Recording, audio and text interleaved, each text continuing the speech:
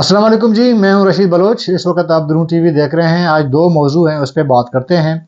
एक तो ये कि इस्लामाबाद हाई कोर्ट में आज वज़ीर आज़म पाकिस्तान पेश नहीं हुई है और उसके साथ वज़ीर दाखिला वज़ीर दिफा भी पेश नहीं हुए लापता बलोच स्टूडेंट के हवाले से। और दूसरा, इस्लामाबाद में बलूचिस्तान के नवमुंतखब MPs और सियासतदानों की भरमार है और मुख्तलिफ लोग मुख्तलिफ अपने मसाल के साथ इस वक्त इस्लामाबाद में मौजूद हैं। उस पर बात करते हैं, लेकिन आगे बढ़ने से कबल आपने हमें सब्सक्राइब करना है, अपना फीडबैक देना है और घंटी का बटन दबाना है। इस वक्त बलूचिस्तान के तकरीबन अक्सरियत जो सियासतदान हैं वो इस्लामाबाद में मौजूद हैं। उनमें ज़्यादातर वो लोग हैं जो हालिया दिनों में इंतखाबात में हिस्सा लेने के बाद कामयाब हुए हैं या वो लोग हैं जो नाकाम हुए हैं। इनकी तो बहुत ज़्यादा अक्सरियत इस्लामाबाद में नज़र आ रही है। क्योंकि मैं ख़ुद भी इस्लामाबाद में मौजूद हूँ तो यहाँ पे आके पता चला कि यार असल जो बलूचिस्तान तो छोटा जो बलूचिस्तान है, कोयटा जो है वो इस्लामाबाद में लगा, बलूचिस्तान नहीं, छोटा कोयटा इस्लामाबाद में लगा हुआ है। जो लोग मुंतखब होके जिन्हें कोयटा में दारुल हुकूमत बलूचिस्तान के दारुल हुकूमत में रहना चाहिए था, जिनको वहाँ पे हुकूमत साजी से मुताल्लिक सोच विचार करना चाहिए था, मुशावरत करनी चाहिए थे, इजलास बुलाने चाहिए थे, इजलास करने चाहिए थे, आने वाली हुकूमत साजी के हवाले से बारगेनिंग करना चाहिए था। लेकिन कोयटा में हम ज़ाहिर कि मैं आज कोयटा से आया हूँ, कोयटा में ऐसी कोई जो है आपको एक्टिविटी नज़र नहीं आती। लेकिन आप जब इस्लामाबाद आएंगे तो यहाँ पे माहौल कुछ आपको और नज़र आता है। कोयटा में ज़्यादा से ज़्यादा 2-4 प्रेस कॉन्फ्रेंस हुए या 4 जमात इत्तेहाद का जो जलसा या धरने जारी हैं वो होते रहे। और मेरे ख्याल में पीपल पार्टी और नून लीग के वो मुंतखब अरकान जो इब्तदाई तौर पर जो कामयाब हुए थे, कोयटा पहुँचे थे, उन्होंने एक रस्मी एक मुलाकात तारुफी एक समझें कि एक मुलाकात इजलास बुलाई ताकि एक दूसरे से जान पहचान हो सके। उसके अलावा न कोई हुकूमत साजी से मुताल्लिक वहाँ पे कोई बातचीत या कोई बातगश्त हमें सुनाई दी, न दे रही है अब तक। तमाम का तमाम जो फैसले हैं वो इस वक्त इस्लामाबाद में होने जा रहे हैं। मुस्लिम लीग हो या पीपल पार्टी, इन दोनों पार्टियों का ज़ाहिर है कि मखलूत हुकूमत बननी है बलूचिस्तान में, तो दोनों पार्टियों के नवमुंतखब MPs इस वक्त इस्लामाबाद में मौजूद हैं और वो इंतज़ार में हैं कि उनकी लीडरशिप क्या फ़ैसला करती है। तो उसके बाद जो हुक्म सादिर की जाती है तो वो जाके उस हुक्म की तामील करें कोयटा में। अब तक तकरीबन 2 दर्जन से ज़्यादा तो लोग मैंने इस्लामाबाद में देखे हैं, वो लोग जो कामयाब हुए हैं, वो लोग जो नाकाम हुए हैं। आज जब मैं फ़्लाइट में था तो वहाँ पे भी मुझे तकरीबन बहुत सारे MPs कामयाब होने वाले और नाकाम होने वाले उम्मीदवार दोनों मुझे एयरपोर्ट में भी मिले। थोड़ी सी उनके साथ अलग सलग भी हुई। अभी मसला दार पता है क्या है, वो लोग जो कामयाब हुए हैं जिनके नोटिफिकेशन नहीं आए हैं वो भी परेशान हैं और जिनके जो हार गए हैं, जिन्होंने इलेक्शन कमीशन के अंदर पिटीशन दायर किए हैं, वो भी परेशान हैं। इस वक्त जो मैं आपसे बात कर रहा हूँ कोई 15 के करीब ऐसे MPs हैं जिनका बाकायदा तौर पर नोटिफिकेशन जारी नहीं हुआ है। उनमें MPs भी हैं, MNAs भी हैं। इन 15 में से चीदा लोग अगर मैं आपको बता दूं, जमाल रहसानी पीपल पार्टी का, उनका नोटिफिकेशन अभी बाकायदा तौर पर जारी नहीं किया गया इलेक्शन कमीशन की जानिब से। सादिक संजरानी का बतौर MPA नोटिफिकेशन नहीं हुआ है। मोहम्मद खान लेडी का बतौर MPA अभी तक नोटिफिकेशन नहीं हुआ है। इसके अलावा जिया लांगो साहब, उनका भी नहीं हुआ है। जंगेज़ मरी साहब का चूँकि वो रीपोलिंग हुई थी कुछ आपके पोलिंग स्टेशंस में, तो उनका अभी तक तो ज़ाहिर नहीं आया है। तो इस वक्त जो मेरे पास लिस्ट मौजूद है वो 15 लोग हैं जो MNAs और MPAs जिनको फॉर्म नंबर 47 ملا ہے، لیکن باقاعدہ طور پر ان کی نوٹیفیکیشن جاری نہیں ہوئی ہے۔ یہ تمام کے تمام اسلام آباد لوگ موجود ہیں، یہ دیکھ رہے ہیں کہ ان کی لیڈرشپ کیا فیصلہ کرتی ہے، یا الیکشن کمیشن کی جانب سے اگلے ہفتے 10 دن میں کیا فیصلہ آنا ہے، تو تب جا کے ان کو تسلی ہوگی۔ ادروائز یہ ابھی تک پریشان حال ہیں، بیٹھے ہوئے ہیں اسلام آباد میں، آنے جانے کا ایک سلسلہ لگا ہوا ہے۔ جانے کا تو اتنا زیادہ سلسلہ نہیں ہے، آنے کا سلسلہ بہرحال موجود ہے، خواہ وہ جمعیت علماء اسلام کے ہوں، پیپل پارٹی کے ہوں یا نون لیگ کے ہوں، ان 3 پارٹیوں کے لوگ تو موجود ہی ہیں۔ ادروائز باقی پارٹیوں کے لوگ بھی ایم پی ایز، نو منتخب ایم پی ایز، وہ بھی موجود ہیں۔ تو عموماً یہ لوگ جب بلوچستان سے ووٹ لے کے آتے ہیں اور الیکٹیبل کہے جاتے ہیں، جو لیڈرشپ کوئٹہ یا بلوچستان میں الیکشنوں سے پہلے جو دورے کرتے ہیں، یہ جا کے ان کے پاس چلے جاتے ہیں، پارٹیاں جوائن کرتے ہیں، جب کامیاب ہو کے آتے ہیں نا، پھر یہ اپنا فیصلہ خود نہیں کر سکتے۔ یہ بہت بیچارے لوگ ہیں میرے نزدیک، یہ جو ہم ان کو بلوچستان میں دیکھتے ہیں بڑے ٹاٹ باٹ کے ساتھ، وہ اپنا فیصلہ خود نہیں کر سکتے۔ ٹھیک ہے، پارٹی کی مشاورت ہو سکتی ہے، پارٹی کی لیڈرشپ کا ایک فیصلہ بھی ہو سکتا ہے، وہ اپنی جگہ ٹھیک ہے، ہر پارٹی میں ہوتا ہے کہ ادارے کے وہ مرکزی ڈھانچے سے جڑا ہوا ہوتا ہے، مرکزی قیادت کے فیصلہ بھی ان کو ماننی پڑتی ہے، وہ اپنی جگہ۔ لیکن یار اپنے ہوم، اپنے گھر، اپنے دارالحکومت میں تو بیٹھنا چاہیے۔ جم گٹا لگا ہوا ہے، شاید سب سے زیادہ جو ہے جم گٹا بلوچستانیوں کا لگا ہوا ہے اس وقت اسلام آباد میں۔ حالانکہ پنجاب والے بھی جیت کے آئے، جیتے جو نو منتخب ایم پی ایز ہیں وہ بھی تو موجود ہیں، سندھ کے لوگ بھی ہیں، کے پی کے لوگ بھی ہیں، باقیوں کو یا تو ہم پہچانتے نہیں ہیں ظاہر ہے، یا تو یہ کہ وہ آتے نہیں ہیں۔ لیکن ہم نے یہاں پہ باقی اسلام آباد کے جرنلسٹ ہیں، ان سے بھی ہم پوچھتے ہیں کہ آیا ہمارے لوگ جتنا جوک در جوک لائن لگا کے اسلام آباد آتے ہیں، کیا باقی صوبوں کے لوگ بھی آتے ہیں نو منتخب؟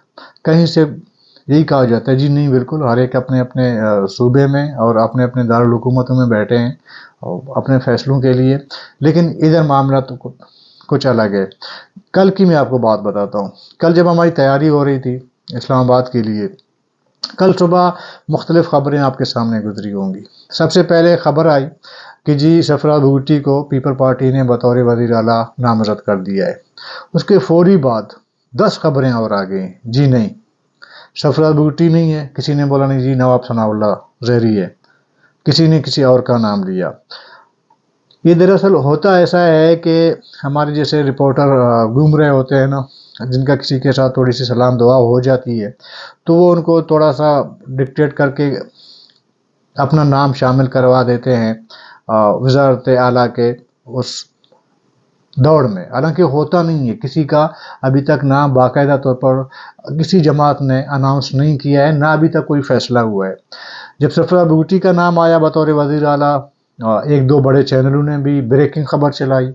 ہم نے جب معلومات لینے کی کوشش کی تو پیپل پارٹی کے اندر سے ان کی لیڈرشپ نے کہا جی ہمیں تو فیصلہ ہی نہیں کیا، ہمیں پتہ ہی نہیں ہے، ہم بھی ٹی وی میں دیکھ رہے ہیں۔ پھر اس کے بعد جو پارٹی کے اندر جو چاہتے ہیں کہ ہم بھی ہوں وزیر اعلیٰ، مطلب ان کی خواہش ہے، انہوں نے مختلف طریقوں سے مختلف ناموں سے انہوں نے تردیدی بیانات جاری کر دیے، پھر وہ خبر کل ہوئی۔ تو اس طرح کے بھی صورتحال، مطلب اس کنفیوژن پیدا کی جا رہی ہے۔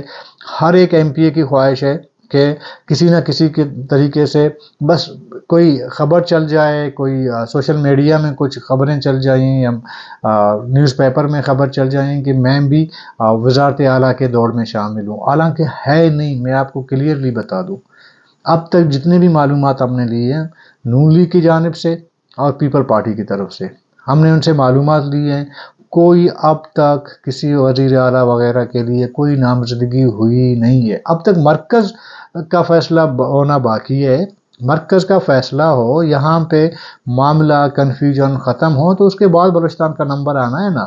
ابھی تک مرکز میں الجھی ہوئی ہے ان کے لیڈرشپ، اور وہاں پہ جو ہے خبریں چلانے کی کوشش کی جا رہی ہے نیوز پیپر وغیرہ میں، جی فلانا وزیر اعلیٰ کے دوڑ میں شامل ہے، فلانا دوڑ میں شامل ہے، کوئی فی الحال شامل نہیں ہے۔ جن لیڈرشپ نے جو سوچا ہوا ہے، اپنے اپنے لوگوں کو سوچا ہوا ہے، وہ ان کے ذہنوں میں ہے، اور یہ یہ خبروں کے دور سے جو ہے کسی کا نام نہ کوئی وزیر اعلیٰ بن سکتا ہے، نہ اس کا نام روکا جا سکتا ہے۔ بہرحال اچھا جی، آج ہی کی خبر ہے، ہم نے آپ کو کل ویلاگ میں بتایا تھا کہ آج یعنی کہ 19 فروری کو اسلام آباد ہائی کورٹ نے بلوچ اسٹوڈنٹ، لاپتہ اسٹوڈنٹ ہے، ان کے حوالے سے وزیر اعظم، وزیر داخلہ، وزیر دفاع کو بلایا اسلام آباد کے ہائی کورٹ نے پیش ہوں۔ آج جب ہم اسلام آباد پہنچے تو یہاں پہ خبریں آنا شروع ہوئیں کہ وزیر اعظم صاحب اسلام آباد کورٹ نہیں آئے، پیش نہیں ہوئے عدالت کے سامنے۔ اس کے ساتھ ساتھ وزیر داخلہ بھی پیش نہیں ہوئے، وزیر دفاع بھی پیش نہیں ہوئے، تو صرف اٹارنی جنرل میرے خیال میں پیش ہوئے، کچھ سیکرٹریز وہ پیش ہوئے۔ انہوں نے جو بلوچ اسٹوڈنٹ ہیں جو لاپتہ ہیں، تقریباً ان کو کوئی 22-24 مہینے ہو گئے، یعنی کہ 2 سال کا ٹینیور ان کا پورا ہونے کو ہے۔ دراصل جو 58 بلوچ طلباء جو ہے وہ لاپتہ ہوئے تھے، ان میں سے 28 کے قریب وہ بازیاب ہوئے تھے، اور باقی جو ہے وہ لاپتہ ہیں۔ اس وقت جو بلوچ لاپتہ اسٹوڈنٹ کے وکلا ہیں وہ کہتے ہیں کہ جی 12 اسٹوڈنٹ ہیں وہ اب تک لاپتہ ہیں، جو 58 کے ساتھ جو لاپتہ ہوئے تھے، باقی جو بازیاب ہوئے ہیں، باقی 58 ابھی تک ان کا اتا پتہ نہیں ہے وہ کدھر ہے۔ یہ دراصل کیس چل رہا ہے اسلام آباد ہائی کورٹ میں۔ یہ تقریباً کئی پیشیاں ہوئی ہیں، اس سے پہلے بھی وزیر اعظم پاکستان کو اسلام آباد ہائی کورٹ نے پیش ہونے کا کہا، لیکن وہ پیش نہیں ہوئے، بلکہ اگلے دن انہوں نے ایک اسٹیٹمنٹ جاری کیا کہ جی میں کورٹ میں پیش نہیں ہوں گا، باقی عدالت کی مرضی ہے، جو کرنا ہے کر لے۔ تو وہی کیس کا سلسلہ چلتا رہا۔ کل ایک بڑا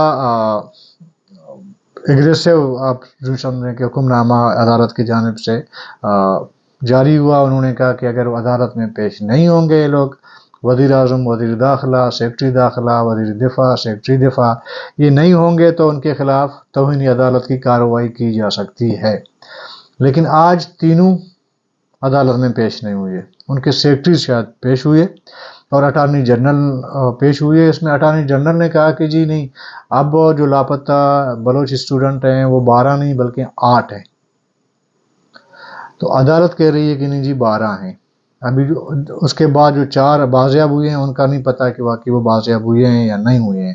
کسی طرف سے، ان کے خاندان کی طرف سے، فیملی کی طرف سے کوئی اس طرح کی تصدیق نہیں کی جا رہی ہے ان کے واپس گھر آنے کی۔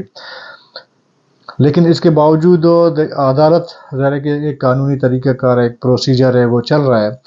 لیکن مسئلہ یہ نہیں ہے کہ وزیر اعظم کس کیس میں پیش ہونا ہے، کس میں نہیں ہونا ہے، وزیر داخلہ نے ہونا ہے، نہیں ہونا ہے، وغیرہ وغیرہ۔ اصل مسئلہ یہ ہے کہ عدالتوں کے سامنے بعض ادارے یا آپ کے بعض شخصیات خود کو بالا تر سمجھتے ہیں جو بڑے بڑے ڈیزگنیشن میں ہوتے ہیں۔ بلکہ وزیر اعظم صاحب وہ بالکل وہ کہتے ہیں عدالتیں کیا ہیں، جب آپ پیش نہیں ہوتے ہیں اس کا مطلب آپ حکم تو ماننا نہیں ہے نا آپ نے۔ وزیر داخلہ وغیرہ اس طرح کا یہ پہلی بار نہیں ہوا ہے میرے خیال میں۔ پاکستان کے تاریخ میں بہت کم ایسے ہوا ہے کہ کسی سٹنگ وزیر اعظم کو عدالت کے سامنے وہ پیش ہوئے ہیں۔ یہاں تو ایک عام وزیر پیش ہونے کو عدالت کے سامنے اپنی توہین سمجھتا ہے، ایک عام ایک وزیر۔ سپریم کورٹ کے سامنے ممکن ہے کہ اس سے پہلے وزیر اعظم کچھ وہ وزیر اعظم جن کا آخری ٹائم جا رہا ہو یا تھوڑی ان کی حکومت کمزور ہوئی ہو، وہ شاید پیش ہوئے ہیں۔ لیکن آج تک پاکستان کی تاریخ میں ایسا کوئی مثال نہیں ملتا جہاں پہ سٹنگ وزیر اعظم خواہ وہ نگران ہو یا پرماننٹ ہو، انہوں نے کبھی آئین کے سامنے سر خم تسلیم کیا ہو، اس نے تسلیم کیا ہو آئین کے سامنے کہ آئین مطلب ظاہر ہے کہ عدالت جب حکم جاری کرتا ہے وہ آئین کے تحت کرتا ہے نا، قانون کے تحت کرتا ہے۔ تو وہ اس کا مطلب یہ ہے کہ جو اپر کلاس آپ کا ایک کلاس ہے آپ کا اپر، وہ آئین، قانون، عدالتیں جو ہے وہ ایسی چیزیں مانتے ہی نہیں ہیں۔ ظاہر ہے کہ حکم نامے کے بعد جب آپ نہیں آتے ہیں، عدالت میں پیش نہیں ہوتے ہیں، تو اس کا مطلب یہی نکلتا ہے کہ جی تمہاری کیا حیثیت۔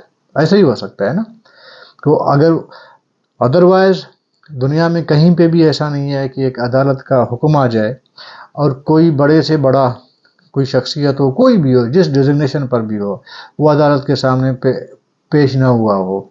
دنیا کے ڈیولپمنٹ کنٹریز میں، جمہوری ممالک میں، وہاں پہ کوئی یہ سوچ نہیں سکتا کہ عدالت کی جانب سے کوئی حکم نامہ جاری ہو اور اگلا بندہ کہے کہ میں نے پیش ہی نہیں ہونا ہے، جاؤ جو کرنا ہے کر کے دکھاؤ۔ تو پھر وہاں پہ یہ کنسیپٹ نہیں ہے کہ جی میں نہیں ماننا۔ یہ میرے خیال میں ہمارے ہاں پاکستان میں ایسا ہوتا ہے کہ عدالتوں کو کوئی شے سمجھتا ہی نہیں ہے۔ تو اس لیے ایک جنرل پرسیپشن پبلک کے اندر ایک کریٹ ہوا ہے، جنرل ایک پرسیپشن ہے، ہو سکتا ہے وہ توہین عدالت کے زمرے میں نہ آئے، کہ قانون جو ہے وہ غریب کے لیے ہے یا مڈل کلاس کے لیے، یا قانون اس کے لیے ہے جہاں پہ قانون جو ہے سمجھتی ہو کہ میں اس پہ میرا گرفت ہے۔ اس کے علاوہ بہت سارے یہاں پہ خاندان آپ لے سکتے ہیں، یہاں پہ آپ بڑے بڑے عہدیدار آپ لے سکتے ہیں، وہ عدالتوں کو یا آئین کو وہ کوئی حیثیت نہیں دیتے۔